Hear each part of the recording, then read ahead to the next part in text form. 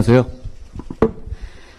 네, 첫 번째 면접자 한동훈님은 맞습니다. 저희가 질문 시작되면 바로 시간 카운트하도록 하겠습니다. 진심이시군요, 진짜. 네, 한동훈님은 국민의힘의 당 대표로 정당의 최고 의사결정권자이시죠. 한동훈님께는 국민의힘의 비전과 인재상에 관한 질문을 드릴 수 있도록 하겠습니다. 첫 번째 질문으로 자기소개와 함께 국민의힘은 어떤 정당인지 간단한 소개를 부탁을 드리고요. 답변은 1분 내로 해주시면 감사하겠습니다. 안녕하세요. 국민의힘 당대표 한동훈입니다. 국민의힘은 산업화와 민주화 모두를 자랑스럽게 생각하면서 국민의 삶을 실질적으로 나아지게 만들겠다라는 목표를 가지고 있는 실용주의 정당이고 자유민주주의 정당입니다. 성장을 중시하지만 현재 우리 모두를 위한 복지도 똑같이 중시하는 정당입니다. 제 소개를 간단히 드리면요. 저는 공군 대위로 군필이고요. 그리고 어릴 때부터 뭐가 되고 싶은 적은 정말 없었습니다. 지금도 비슷한데요. 그런데 하고 싶은 일이 참 많았습니다. 그게 공적으로 공공선을 추구하는 일을 하고 싶었습니다. 그러다 보니 어쩌다 보니 여기까지 왔습니다. 계획한 건 아니었어요. 박력 있고 정교한 리더십이 동료 시민의 이해와 지지를 만날 때 나라가 발전하고 사람들의 삶이 개선된다는 믿음을 갖고 있습니다. 그 믿음으로 한번 가보겠습니다. 고맙습니다. 아주 능숙하게 1분에 딱 맞춰서 답변을 해주셨는데요. 네, 두 번째 질문으로는 국민의힘은 어떤 미션과 비전을 가진 조직인지에 대한 질문을 드리고 싶습니다. 궁극적으로는 국민의힘이 어떤 사회를 만들고자 하는 정당인지를 2분 동안 설명을 해주시면 좋을 것 같습니다. 2분에 말하기는 굉장히 큰 주제이긴 합니다만 정당으로서 2분에 그걸 말할 수 있어야 되는 질문일 것 같기도 해요. 아까 말씀드린 것처럼 저희는 산업화, 민주화 역사를 둘 다 중시하는 정당입니다. 여러분, 2차 대전 이후에 독립한 나라들 중에서 산업화와 민주화를 동시에 이룬 나라는 우리뿐입니다. 자랑스러워해도 좋습니다. 저는 그런 우리의 자랑스러운 전통을 이어나가기 위해서 자유민주주의를 중시해야 한다고 생각합니다. 그가 어떤 이념적인 거 말씀드리는 것 아닙니다. 뭐냐? 경쟁을 장려한다. 그 경쟁의 룰을 지킨다. 그리고 그 과정에서 경쟁에서 지거나 경쟁에 참여하고 싶지 않은 사람들의 인간적인 삶도 똑같이 보장한다. 그리고 이견을 존중한다. 이런 생각을 가지고 있습니다. 그런 정당을 운영하겠다는 말씀을 드립니다. 저는 아직도 대한민국이 우상향할 수 있는 저희 세대가 겪었던 그런 경제성장 있잖아요. 그런 거 아직 할 기회가 남아있다고 생각해요. AI 혁명이 산업혁명과 같은 수준으로 지금 몰아치고 있지 않습니까? 거기 숟가락 얹고 올라타야 된다고 생각합니다. 그래서 거기서 얻는 과실을 가지고 너와 나, 당신, 그리고 우리 모두를 위한 복지에 써야 한다고 생각합니다. 그냥 성장을 위해서 희생하라는 정당? 그런 정당 찍어주시겠습니까? 그렇지 않죠. 성장을 할 겁니다. 성장할 필요해서 AI와 반도체에 집중적으로 투자할 건데요. 그건 왜 하느냐? 이게 지금까지와의 차이입니다. 우리의 복지를 위해 할 겁니다. 그 재원으로 복지를 하겠다는 겁니다. 우리가 우상향을 하고자 하는 이유가 대단히 중요하고 과거와 다르다는 점을 말씀드리고 싶어요. 보수는 그동안에 열심히 하자, 부지런히 살자, 미래를 위해서, 미래 세대를 위해서 그래왔습니다. 그렇지 않습니다. 우리를 위해서 열심히 하고 그 과실 자체가 기업에만 남는 것이 아니고 우리 모두의 복지에 쓰일 수 있도록 하겠다는 겁니다. 그러기 위해서 집중적으로 투자하겠다는 것이 우리 생각입니다. 네, 이렇게 시간이 지나면 소리가 나도록 되어 있습니다. 네, 들으시는 분들께서는 오늘 답변 어떠신지 기록도 하시고 평가도 해주시면 좋을 것 같고요. 이어서 차별성에 대한 질문을 드리고 싶습니다. 국민의힘은 더불어민주당을 비롯한 다른 정당과 어떻게 다른 정당인지 핵심적인 차별성과 경쟁력을 면접관 분들께 설명 부탁드립니다. 현대 정치가 시작된 것이 이제 한 100년, 200년 되잖아요. 그런데 초기와 달리 지금은 보수, 진보, 우파, 좌파 그 이념적인 정책적인 색깔이 그렇게 크지는 않아요. 우파라고 해서 분배 정의를 무시합니까? 좌파라고 해서 성장을 도외시합니까? 그래선 살아남을 수가 없습니다. 그러니까 오늘 이 자리에서는 제가 우리 국민의힘과 반대 지점에 있는 더불어민주당 등의 세력과의 차이를 한번 말씀드려보죠. 아주 중요한 차이는 그거 같습니다. 이견을 존중한다는 것, 이견을 허용한다는 것. 여러분 기자님들 많이 오셨지만 제가 여러 가지 이 이견을 많이 내고 있죠. 당대표로서. 저는 그게 맞는 길이라고 생각하는 것이고 그게 우리 모두가 사는 길이라고 생각해서 내는 것인데요. 우리 국민의힘에서는 그게 가능합니다. 저에게 반대하는 것도 얼마든지 자유롭게 조롱성 말도 할 수 있습니다. 제가 대통령에게 반대하는, 개인에 반대하는 것이 아니죠. 정책에 반대하는 목소리 자유롭게 공개적으로 낼 수 있습니다. 뒤집어 보시죠. 더불어민주당에서 이재명 대표의 사법 리스크에 대해서 신랄하게 비판하는 원내대표? 아니면 주요 핵심 이 당직자 상상할 수 있습니까? 못할걸요? 그런 장면 상상할 수 없습니다. 그거 큰 차이입니다.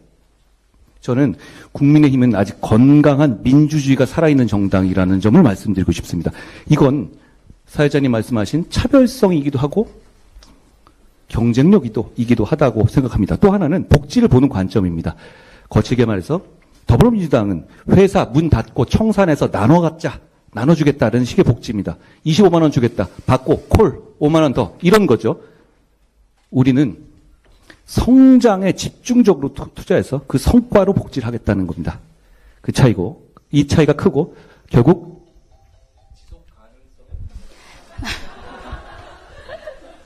네, 건강한 민주주의가 살아있는 정당, 그리고 복지를 바라보는 관점. 저희는 오늘 아주 타이트하게 준비를 했습니다. 그리고 다음으로는 청년 정책에 대해서 질문을 드리고 싶습니다. 당대표로서 굉장히 강조하고 계신 부분이기도 한데요. 오늘 특히 만 39세 이하의 면접관들을 모신 자리인 만큼 청년들을 위한 정책으로는 어떤 부분을 중요하게 생각하고 계시는지 2분 정도로 설명 부탁드리겠습니다. 제가 73년생이고 올해로 우리 대통령님 나이로 51입니다. 우선 청년들께 죄송한 마음이 있다는 말씀을 드리고 싶습니다. 제가 청년이었을 때는요, 고도 성장기가 계속되고 있었어요. 10% 성장? 뭐 장난도 아니었죠. 그런데다가 그 고도 성장이 끝난다는 상상을 해본 적이 없어요. 당연한 걸로 여겼죠. 당연스럽게도 양질의 일자리가 많았죠. 각 을이 바뀌어 있었어요. 청년 여러분들의 삶이 많이 힘들어졌다는 것을 잘 알고 있습니다. 정치인으로서 죄송하게 생각하고 개선해야 되겠다는 책임감을 느낍니다. 분명히 제가 말씀드립니다만 우리 국민의힘은 청년 정책을 최우선 순위에 둡니다. 레토릭이나 빈말이 아니에요. 청년의 삶에 정말 제 마음처럼 진심이기도 합니다만 정치공학적으로 인구 구조적으로 우리가 청년의 표를 얻지 못하면 뭘 해도 전국 규모 선거에서 이길 수 없는 구조가 됐습니다. 그러니까 우리는 청년 정책을 최우선 순위에 둘 수밖에 없고 그래야만 하고 제가 그렇게 할 겁니다. 일자리나 주거, 자산 형성, 복지. 누구나 아는 주제죠. 이 주제들에 집중할 겁니다. 이 주제들에서 청년의 삶을 가장 우선순위에 둘 것이고요. 사실 이 이슈들은 연계되어 있거든요. 취업 지원책들이라든가 공정채용의 보장책들, 군 장병의 높은 급여들 여러 가지 방향을 운용할 겁니다. 그런데 사실 한 사회가 쓸 수 있는 자원은 한정되어 있잖아요. 그렇지만 않으면 모든 걸 다 할 수 있습니다. 그러니까 정치는 우선순위를 정하는 예술입니다. 우선순위는 목소리 크고 조직화되고 정치에 참여하는 사람들에게 가게 돼 있습니다. 저는 그게 청년이어야 한다고 생각합니다. 청년 여러분, 정치하십시오. 네, 아주 시간에 딱 맞춰서 답변을 능숙하게 해주시는데요. 네, 우선은 마지막 질문 드리도록 하겠습니다. 국민의힘의 인재상에 대한 질문을 드리려고 하는데요. 오늘 이 자리에는 가깝게는 2026년 지방선거 그리고 이후에 총선에 도전하고 싶은 분들도 계시다고 알고 있습니다. 그래서 인재를 영입하시거나 내부 인재를 평가할 때 가장 중요하게 생각하시는 게 무엇인지 또 그런 부분을 어떻게 평가하고 있고 평가하실 계획인지 3분 동안 답변을 부탁드리겠습니다. 제가 좋아하고 아침마다 생각하는 말이 있습니다. 정치인에 대한 말이죠. 인재상이니까 그걸 말씀드리죠. 무엇을 해야 할지를 알고 그걸 잘 설명할 수 있고 부패하지 않고 애국심이 있는 사람, 그걸 정치인이라고 아주 옛날에 페리클레스가 한 말입니다. 아직도 유효하다고 생각해요. 그 말을 현대식으로 아주 짧게 해례본을 만들자면 저는 이렇게 생각합니다. 공적 마인드를 갖춰야 한다. 개인적인 성취가 아니라 공적 마인드를 갖추는 것이 좀 중요하다고 생각해요.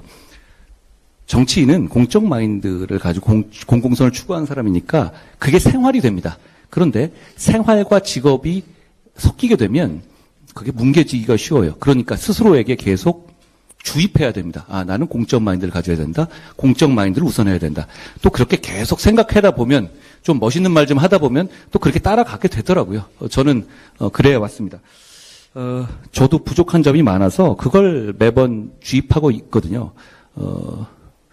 그러다 보니까 어떻게 보면 지금까지 그거에서 크게 어긋나지 않고 여기 왔던 것 같습니다. 어떻게 잘 설명하고 어떻게 무엇을 할지를 알고 애국심이 있고 부패. 결국은 이거는 공적 마인드로 묶이는 말 같습니다. 그 마인드를 훈련해야 한다고 생각해요. 얼마 전에 박지원 의원인가요? 야당 의원이 권익위에다가 자료 요청해서 받은 것 중에서 어쩌다 보니 그게 제어에 대한 미담 기사가 된 게 하나 있었는데요. 권익위에다가 공직자들이 선물 받거나 얼마 이상 3만 원 이상 받으면 신고하게 돼 있거든요. 그거를 받은 명단을 아마 봤는데 그 전체 공직자 중에서 제가 신고한 게 40% 정도 됐던 것 같아요. 제가 공직 수행하면서 그랬거든요. 이건 나중에 이게 다 까지더라도 내가 적어도 좀 당당하게 로직을 갖고 있어야 된다는 기준으로 살아왔습니다. 근데 사실 별로 어려운 건 아니었어요. 담요 이런 거 주시는 거거든요. 그건데 그냥 받아도 그만인데 그거를 제가 신고하라고 우리 스태프들한테 얘기했고, 그리고 우리 스태프들도 보면 그거에 대해서 생각하시다. 이 사람은 이런 걸 신고하는 사람이다. 그럼 역시 같은 마인드로 일을 하게 되거든요. 전 그렇게 우리가 밴드 오브 브러더스로 묶여가는 과정에 있었다고 생각해요. 그 과정에서 저희와 함께 일한 분들하고 저는 대단히 즐겁게 지냈거든요. 그게 무슨 인적인 관계로 공사를 구분한 게 아니라 우리가 공적인 마인드에서 하나의 어떤 기준을 공유하고 있다. 이런 집단이 되는 게 중요하다고 생각합니다. 저희는 여러분이 정치를 하시겠다면 그런 마인드를 한번 생각해 보시면 어떨까 하는 생각이 듭니다. 이게 말하다 보니까 제가 되게 재수없게 말씀드렸는데 죄송하게 생각하고요. 어쨌든 공적 마인드를 갖추십시다. 지금 우리나라에 그게 필요한 것 같습니다.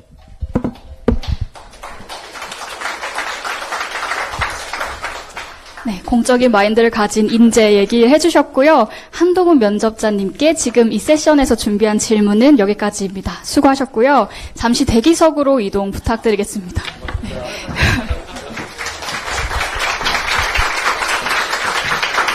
뒤로 돌아가셔서, 네, 마이크는 뒤로 돌아가셔서 앞쪽 좌석으로 자리해 주시면 감사하겠습니다. 네, 이 시간은요, 국민의힘이 젊은 인재들이 고민하는 문제에 대해서 우선순위를 가지고 제대로 잘 해결할 수 있는지 묻는 시간입니다. 그래서 사전에 면접관님들이 저희한테 많은 질문을 남겨주셨어요. 그래서 저희가 좀 대표로 몇 분의 질문을 하고 또 현장에 오신 분들께 자유롭게 질문하실 수 있는 시간 드리도록 하겠습니다. 이번에는 면접관님들께 안내드릴 사항이 있는데요. 질문하실 때는 어디에서 오신 누구인지 간단하게 소개해 주시고요. 많은 분들 질문 받을 수 있도록 질문은 최대한 간단하게 앞서 해주신 질문에 대한 후기나 아니면 답변에 대한 어떤 감상이나 개인의 상황에 대해서 너무 길게 말씀하시는 거는 지양해 주시길 부탁드립니다. 그리고 혹시라도 이 자리의 취지에 맞지 않는 질문이라고 생각되면 저희가 질문 내용을 조율할 수 있다는 점 미리 말씀드리겠습니다. 저희가 사전에 질문을 받고 좀 이런 질문 해보면 좋겠다라고 생각했던 분이 있었는데요. 진우엽 면접관님 혹시 자리에 계신가요? 손 들어주시죠. 네, 마이크 부탁드리겠습니다. 네, 간단히 자기소개 해주시고요. 어떤 분께 어떤 질문 하실지 네, 부탁드리겠습니다. 네, 안녕하십니까. 저는 강원도 춘천에서 온 진우엽이라고 합니다. 한동훈 대표님께 질문 드리고 싶습니다. 현재 지금 근로소득을 많이 받는 분들조차도 국민연금이나 건강보험과 같은 비용으로 좀 40% 이상 나가고 있다고 하고 있는데요. 현재 저희 2030 세대가 중장년층이 되어서 이제 대한민국의 사회를 책임지게 되는 그런 세대가 되었을 때, 그때 저희가 근로소득의 월급 절반 이상이 그런 복지 부담금으로 빠져나갈 수 있다는 우려가 상당히 큰 걸로 알고 있습니다. 그래서 이러한 인구 구조 변화로 인해서 좀 저희들이 이제 중심 세대가 됐을 때 그 가지는 문제에 대한 해결책 같은 것을 혹시 생각해 보신 적이 있는지 질문드리고 싶습니다. 네, 인구구조 변화로 인한 2030 세대 복지 부담금에 대한 질문 주셨는데요. 시간 제한 있습니다. 답변 2분으로 부탁드립니다. 안녕하세요. 진 선생님, 좋은 말씀 고맙습니다. 굉장히 어려운 문제잖아요. 연금제도는 사실 우리 수명이 늘어났습니다. 100살까지 삽니다. 60여 세부터 40여 년을 결국 거기에 의지해 살았기 때문에 꼭 필요한 제도입니다. 그런데 이 제도가 처음 만들어질 당시에는 이렇게 수명이 드라마틱하게 늘어나고 고령화가 진행되고 그리고 이렇게 출산율이 떨어질 거라는 걸 아무도 예상하지 못했습니다. 예상했더라도 당시에는 그걸 반영하기는 어려웠을 겁니다.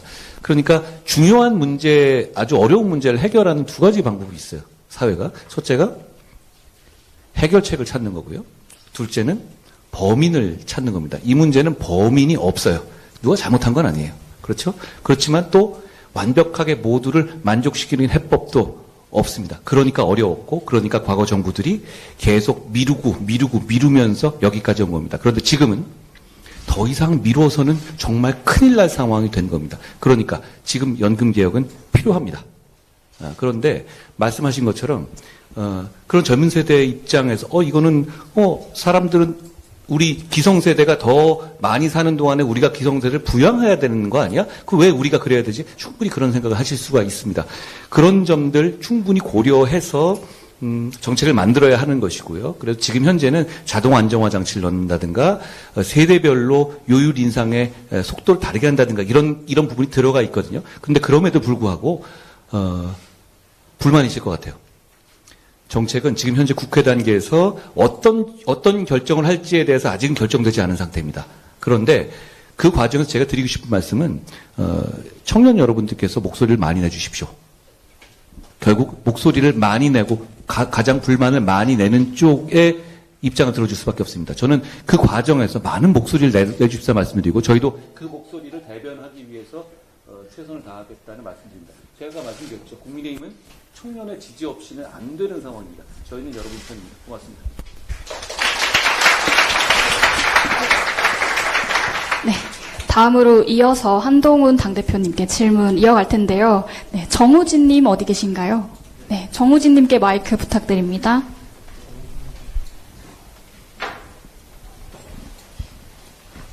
네. 안녕하세요. 저도 한동훈 대표님께 질문 드리겠습니다. 저는 경상남도 창원시에서 자라서 현재는 대전광역시 카이스트에서 전기 및 전자공학부 재학 중에 있는 대학생입니다. 그래서 저는 항상 대전, 창원 이렇게 지방에서 나고 자라와서 소위 말하는 그 지방소멸이라는 문제에 관심이 많습니다. 그런데 이런 지방소멸이 국가적 과제라고 했을 때 또 국민의힘은 전국구 정당으로서 수도권 표심을 신경을 안 쓸 수가 없는 그런 상황인데 수도권 표심을 겨냥한 각종 개발 정책과 또 그럼 수도권과 비수도권 간의 격차의 해소를 어떤 딜레마적인 상황이라고 한다면 국민의힘은 이러한 문제를 어떻게 해결하려는 비전을 가지고 있는지가 궁금합니다. 정 선생님 고맙습니다. 이렇게 개발도상국 국가가 선진국이 되는 과정에서는요. 결국 수도권 집중은 사실 필연적인 거였습니다. 그런데 지금 우리는 선진국 단계에 이르렀잖아요. 근데 지금 이 상태로 수도권 집중을 방치하게 된다면 저희는 다음 단계로 나갈 수가 없습니다. 그런 면에서 대단히 중요한 이슈입니다. 지방소변을 막아야 되고요. 정책이 여러 가지가 있을 수 있잖아요. 개별적으로 지방소멸에 관련한 어떤 펀드를 해서 저희가 10조 정도 준비하고 있는 거라든가 뭐 여러 가지들이 있죠. 저는 근데 크게 이렇게 말씀드리고 싶어요. 결국은 일자리 문제라고 봅니다. 지방 환경 좋고 제가 이제 부산을 아주 좋아합니다만 너무너무 지내기 좋아요. 그런데 양질의 일자리가 없기 때문에 떠나는 거거든요. 결국은 그걸 기준으로 해결점을 찾아야 한다고 보는데요. 그러기 위해서 여러 가지 정책들이 있고 이 지원책도 있지만 저는 이런 것도 중요하다고 봐요. 예를 들어서 지금 부산에 신공항을 만들려고 하잖아요. 전 그 점이 대단히 중요하다고 봅니다. 이유는 창원에 계셨다고 하셨죠? 창원 전후해가지고 반도체 산단을 크게 지금 지원하고 있죠. 그런데 거기 사람들이 많이 안 가는 이유 중에 여러 가지 이유가 있지만 그 중에 또 하나는 반도체에는 물류 운송을 배가 아니라 비행기로 하잖아요.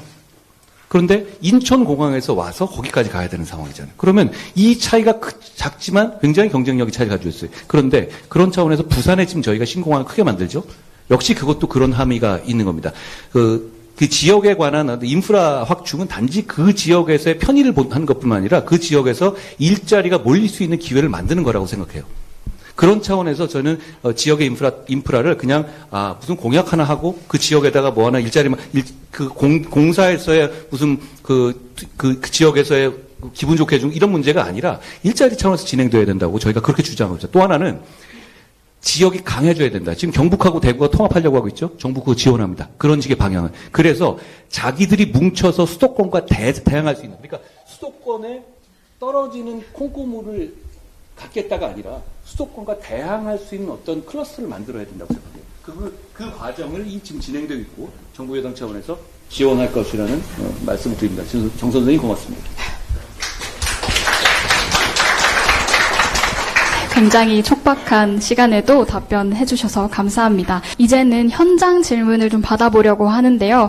아까 말씀드린 것처럼 질문은 최대한 간결하게 1분 이내로 해주시면 더 많은 분들이 질문을 하실 수 있을 것 같습니다. 저희가 순서대로 질문을 어떤 분께 하고 싶은지 지정을 하고 손을 들어주시면 좋을 것 같은데요. 먼저 한동훈 대표님께 질문하고 싶으신 분 손 들어주시면 너무 많은데요. 제가 브라보. 어떻게 선정해야 될지. 네, 너무 아쉽지만 한 분께만 질문 기회 드리도록 하겠습니다. 하셔도 돼요. 네. 서현우님께 마이크 드리도록 하겠습니다. 네, 손 들어주시겠어요? 어디 있는지, 네. 네, 안녕하세요. 저는 경기도 동두천시에서 온 서현우라고 합니다. 저는 작년에 동국대학교 사범대학에 단과대 수석으로 입학을 했다가 서희초 사건을 계기로 자퇴를 결심해서 현재는 재학 중이지 않습니다. 사실 그 사건 이후에 서울시의 학생인권 조례가 폐지가 되었고 그와 동시에 과거에는 교권보호 조례를 거부한 적이 있습니다. 국민의힘 주도로. 이에 대해서 대표님께서는 교권 보호를 위해서 어떻게 힘쓰실 생각이며 어떤 정책을 추진하실 생각이신지 여쭙고 싶습니다. 저희가 정부 차원에서 교권 회복을 위한 여러 가지 조치를 했죠. 근데 이 교권과 학생 인권이라는 게 사실 이 시계추처럼 어느 쪽으로 한쪽으로 많이 가면 또 문제가 생기는 것이고 또 이쪽으로도 많이 가면 문제가 생기는 겁니다. 우리는 보수 정당의 핵심 가치를 책임감이라고 생각해요. 사회에 대한 책임감, 사람에 대한 책임감. 선생님들께 이 미래의 교육을 저희가 부탁드리고 맡긴 상황이잖아요. 그러면 자기가 스스로 책임지고 이 일을 할 수 있는 이 상황과 그런 체제를 마련해 드려야 합니다. 그런 차원에서 과도하게 지난 정부 당시에 너무 과하게 학생 인권을 지키자는 말에 반대할 사람이 계십니까? 저도 반대하지 않습니다. 그런데 그걸 강조하는 과정에서 아니 학생 인권을 하자는데 왜 말이 많아 이런 식으로 가서는 안 되는 거고 그 과정에서 부작용들이 생긴 겁니다. 그 과정에서 부작용을 잡기 위한 조치들이 많이 진행되고 있거든요. 저희 당에서는 기본적으로 교권을 지키는 것이 오히려 더 학생 인권을 지키는 길이라고 맞닿아 있다고 생각합니다. 여러 가지 조치가 진행되고 있거든요. 제가 구체적인 내용들에 대해서는 따로 말씀드릴 기회를 갖겠습니다. 짧은 기회지만 그런데 지금 상황은 너무 학생 인권 쪽으로 많이 가 있습니다. 지금 상황에 그걸 바로 잡기 위해서 할 일을 한다는 것이 기본 입장입니다. 하나하나를 놓고 보면 그런데 그것이 뭐 오해를 불러일으킬 부분이 있었으니까 제가 디테일을 말씀드리지는 않겠습니다만 선생님께서 책임감을 가지고 자긍심을 가지고 교육을 할 수 있어야 결국에는 그것이 학생 인권에도 도움이 되는 문제라고 생각합니다. 이 정도로 말씀드리겠습니다. 그러니까 한동훈 대표님께 질문 하나만 더 드리고 싶은데요. 네, 손 들어주시면 감사하겠습니다. 제가 사회자석이 여기여가지고 저쪽을 못 봤더라고요. 그래서 저쪽에 마스크 쓰고 계신 분, 네, 마이크 전달 부탁드리겠습니다.